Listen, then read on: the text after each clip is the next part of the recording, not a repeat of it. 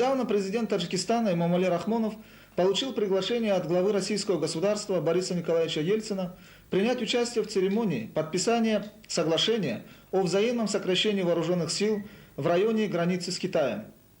Эту церемонию предлагается провести сразу же после завершения официального государственного визита в Россию председателя Китайской Народной Республики господина Цзян Зиминя, который намечен на вторую половину апреля текущего года.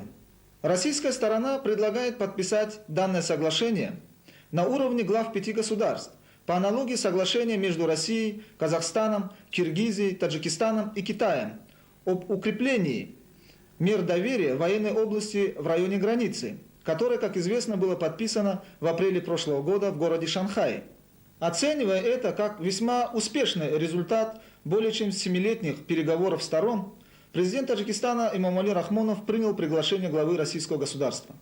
По мнению главы государства Таджикистана, данное соглашение в случае его подписания может стать уникальным и важнейшим военно-политическим документом для всего Азиатско-Тихоокеанского региона.